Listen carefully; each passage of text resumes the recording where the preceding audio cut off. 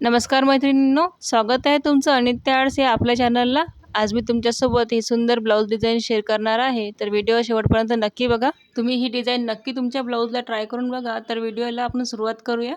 Princess cut blouse आहे हे। तर ब्लाऊजची लांबी आहे 13 इंच आणि मी 14 इंच घेतलेली आहे। 1 इंच एक्स्ट्रा घ्यायची आपल्याला।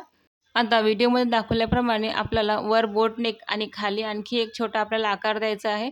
तर वर तुमच्या आवडीप्रमाणे तुम्ही घेऊ शकता आणि खाली जेवढा पाहिजे तेवढा तुम्ही डीप किंवा ब्रॉड घेऊ शकता। आता जो आकार आहे तो मी कट करून घेतलेला आहे कॅनव्हासवर। आपल्याला जो अस्तर आहे त्याला मधोमध असे 2 कट देऊन द्यायचे आहे, जेणेकरून आपला मधोमध जो भाग आहे तो इकडे-तिकडे जाणार नाही। आता जिथे कट दिलेला आहे तिथून आपल्याला सरळ लाईन आखून घ्यायची आहे आणि कॅनव्हास जे कट करून घेतलेला आहे मी आधी, तो कॅनव्हास अगदी मधोमध ठेवायचा आहे। जो आपला आकार आहे त्याला आपण मधोमध कट करून घेऊया। दोन्ही साईडला असे छोटे-छोटे कट द्यायचे आहे। कॅनव्हास पेपर अगदी मधोमध ठेवल्याने आपला आकार इकडे-तिकडे जाणार नाही आणि व्यवस्थित येईल। अशा पद्धतीने तुम्ही कॅनव्हास ठेवा। आता जे कॅनव्हास आहे त्याला तुम्ही पिनअप करून घ्या। व्हिडिओमध्ये दाखवते मी त्याप्रमाणे तुम्ही पिनअप करून घ्या आणि कॅनव्हासच्या आजूबाजूला अस्तर आणि कॅनव्हास असे दोन्ही आपल्याला शिवून घ्यायचे आहे एकाला एक। आता बघा मी अस्तर आणि कॅनव्हास शिवून घेतलेला आहे आणि जो आपला मेन ब्लाऊज पीस आहे तो सरळ ठेवायचा आहे आणि ते आपल्याला कॅनव्हासचा भाग वर ठेवून असा अस्तरचं कापड ठेवून घ्यायचं आहे आणि पिनअप करून घ्यायचं आहे व्यवस्थित। मधोमध ठेवायचा आहे अस्तरचा कापड आणि व्यवस्थित पिनअप करून घ्यायचं आहे। चारही साईडला पिनअप करून घ्या। जेव्हा आपण शिलाई करू तेव्हा तो आपला जो अस्तर आहे तो आणि जो मेन कापड आहे तो सरकणार नाही। कॅनव्हास आणि अस्तरचा जो भाग आहे तो ठेवल्यानंतर आपल्याला अस्तरवर आणि मेन जो कापड आहे ब्लाऊज पीसचा त्याच्यावर आपल्याला एक शिलाई करून घ्यायची आहे।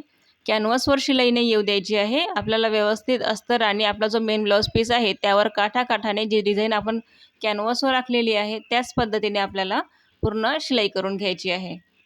आता हा जो माझा ब्लाऊज पीस आहे तो ट्रान्सपरंट नाही आहे, त्यामुळे मी डायरेक्ट अस्तरवरच कॅनव्हास लावून घेतलेला आहे।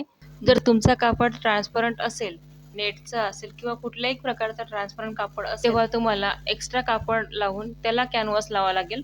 कारण की जेव्हा ट्रान्सपरंट कापड असतो तेव्हा आपला जो मेन कापड आहे त्याच्यामधून आपला कॅनव्हास दिसू नये त्यासाठी आपल्याला एक्स्ट्रा कापड घेऊन त्यावर अस्तर लावायचं आहे आणि नंतर तो आपल्याला ब्लाऊज पीसला लावून घ्यायचा आहे। जो मेन ब्लाऊज पीस आहे त्याला लावून घ्यायचा आहे। आणि त्याच या आपल्या चॅनलला मी रोज एक नवीन ब्लाऊज व्हिडिओ टाकत असते।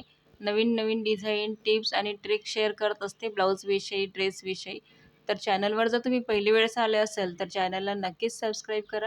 आता मी पूर्ण गळ्यावर एक शिलाई करून घेतलेली आहे। शिलाई मीडियम ठेवायची आहे, जास्त जाड पण नाही आणि बारीक पण नाही। आता जेव्हा आपण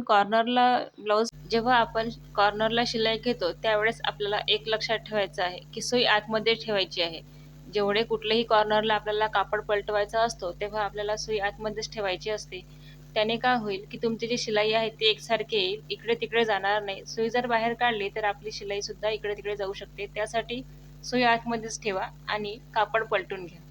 आपल्याला अर्धा इंच तरी कापड एक्स्ट्रा ठेवायचं आहे, अर्धा इंचापेक्षा कमी नाही ठेवायचं आहे।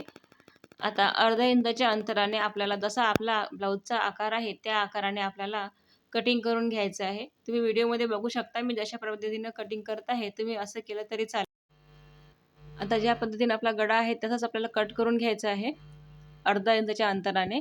आता माझं इथे कटिंग करून झालेलं आहे। कॉर्नर आपल्याला कट करायचं आहे आणि व्यवस्थित फिनिशिंग सहित एक वरून शिलाई करून घ्यायची आहे। आता माझी शिलाई मारून झालेली आहे। जो वरचा आकार आहे आपल्याला तो कट करून आपला जो बाकीचा कापड आहे तो एकाला एक शिलाई करून घ्यायचा आहे। जो अस्तर आणि मेन कापड आहे त्यावर एक शिलाई करून घ्यायची आहे। पूर्ण ब्लाऊजला अस्तर आणि जो मेन कापड आहे त्याला पूर्ण शिलाई करून घ्या। आता ही सुंदर माझ्याकडे एक लेस आहे, स्टोन वर्कवाली लेस आहे ही। आपल्याला अशा पद्धतीची एक लेस घ्यायची आहे स्टोन वर्कवाली। आता जी साडी आहे त्याला सुद्धा स्टोन वर्क आहे। आता मी वरचा गळा कट करून घेतलेला आहे। आता आपल्याला तो तयार करायचा आहे। तर गळा बनवण्यासाठी आपल्याला तिरप्या पट्ट्या कापून घ्यायच्या आहे। 1 ते 1.5 इंचापर्यंत तुम्ही पट्ट्या कापून घ्या आणि जर छोट्या-छोट्या निघाल्या असेल तर तुम्ही जॉईन करा। जर अखंडमध्ये निघत असेल तर जॉईन करायची आवश्यकता नाही। आता माझे हे तुकडे आहे तर मी ते जॉईन करून घेणार आहे। तिरपे पट्टे कसे जॉईन करायचे मी याआधी भरपूरदा सांगितलेलं आहे व्हिडिओमध्ये. आता बघा, ह्या बट्ट्या मी अशा जॉईन करून घेते. जेव्हाही आपल्याला गोल आकाराचा गळा बनवायचा असेल तेव्हा तो तिरप्या पट्ट्यामध्येच कट करा. कारण की जेव्हा आपल्याला गोल गळा पलटवायचा असतो तेव्हा आपल्याला सरळ पट्टीने नाही पलटवता येईल तो व्यवस्थित. त्यासाठी मी नेहमी तिरप्या पट्ट्यामधूनच गोल गळा बनवते. आता बघा, खाली जी पट्टी आहे ती लावून घ्यायची आहे. आधी टक्स टाकून घ्यायचे आपल्याला आणि त्यानंतर पाठीच्या दोन्ही टक्स टाकल्यानंतर कमरपट्टी लावा आणि अशा पद्धतीने मी लेस लावून घेतलेली आहे. जी लेस आहे ती एक साईडला मी शिलाई करून घेतली आहे आणि एक साईडला मी फॅब्रिक ग्लूच्या मदतीने चिपकवून घेतलेली आहे आणि कॉर्नर आहे ते आपल्या सुई धाग्याच्या मदतीने आपल्याला व्यवस्थित करून घ्यायचे आहे. आता हा समोरचा गळा थोडा डीप आहे आणि डिझायनरसुद्धा आहे. आता बघा, मी या जसं मागे लावलेली आहे त्याच पद्धतीने समोरसुद्धा तशाच पद्धतीने लेस लावलेली आहे. आधी काठाला शिवून घेतलेलं आहे आणि बाकी फॅब्रिक ग्लूच्या मदतीने लावून घेतली आहे. आता ही जी लटकन लेस आहे ती मला हाताला लावायची आहे. ही सुद्धा खूप सुंदर लटकन लेस आहे. आता जो आपला लेसचा भाग आहे तो आपल्याला आतमध्ये टाकायचा आहे. छोटे छोटे लटकन आहेत ते आपल्याला खाली ठेवायचे आहे. आता जे आपण नेहमीप्रमाणे बाही कट करतो त्याच पद्धतीने मी कट करून आधी अस्तर लावून घेतलेलं आहे बाहीला आणि जेवढी आपल्याला लांबी पाहिजे तयार त्याच्यापेक्षा तुम्हाला जर लटकन लावायची असेल तर अर्धा इंच कमी घ्या. जेव्हा आपण लटकन लेस लावू तेव्हा ती जी आपली लांबी आहे ती व्यवस्थित होऊन जाईल. नाहीतर नाही का, तुम्ही जर आधीच जेवढी लांबी पाहिजे तेवढी पूर्ण लांबी जर घेऊन घेतली आणि त्याच्याखाली जर तुम्ही लटकन लावत असाल तर तुमची जे बाहीची लांबी आहे ती जास्त होऊ शकते. जर तुम्हाला पाहिजे असेल तर त्याप्रमाणे ठेवा. जर तुम्हाला जास्त लांब नसेल पाहिजे तर तुम्ही आधीच अर्धा इंच कमी ठेवा. त्यामुळे काय होईल की तुम्हाला लेस लावल्यानंतर तुमची जी लांबी आहे ती परफेक्ट येईल. आता बघा, मी नेहमीप्रमाणे इथे आधी बाही लावून घेतलेली आहे आणि जो एक्स्ट्रा कापड आहे तो कट करून घेते. आता एक्स्ट्रा कापड आपल्याला कापून घ्यायचं आहे आणि अगदी मधोमध आपल्याला एक छोटा कट देऊन द्यायचा आहे. ज्या पद्धतीने आपण साधी लांब बाही कट करतो त्याच पद्धतीने आपल्याला कटिंग करून घ्यायची आहे बाहीची. 3 इंच डाऊन केलेलं आहे मी आणि जे आपल्याला मार्जिन पाहिजे 2 ते 1.5 इंच तुम्ही ठेवू शकता. 2 इंच ठेवा, 1.5 इंच ठेवा आणि बाकीचा कापड जो आहे तो कट करून घेतलेला आहे मी. आता मी नेहमीप्रमाणे बाही लावून घेतलेली आहे ब्लाऊजला. आता तुम्ही बघू शकता समोरच्या गळ्याला सुद्धा लेस वगैरे लावून झालेली आहे माझी. आता बघा, बाही लावून झालेली आहे, त्याला मी लटकनची जी लेस आहे ती पण लावून घेतलेली आहे. आता तुम्हाला व्हिडिओमध्ये दाखवते की बाहीची जी लांबी आहे ती अगदी परफेक्ट आहे. जेवढी मला पाहिजे तेवढी दोन्ही बाही अगदी सारख्या मापाने आहे आणि ही जी लटकनची लेस जी आहे खूप सुंदर दिसते ही ब्लाऊजला लावल्यानंतर. आता समोरच्या गळ्याला सुद्धा मी लेस लावून घेतलेली आहे.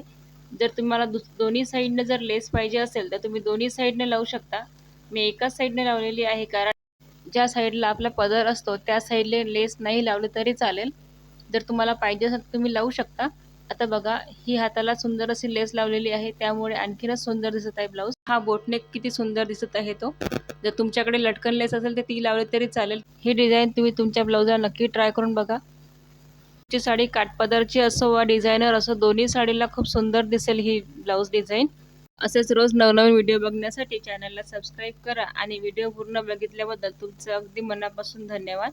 आणि आजची ही ब्लाऊज डिझाईन तुम्हाला कशी वाटली ही नक्कीच सांगा.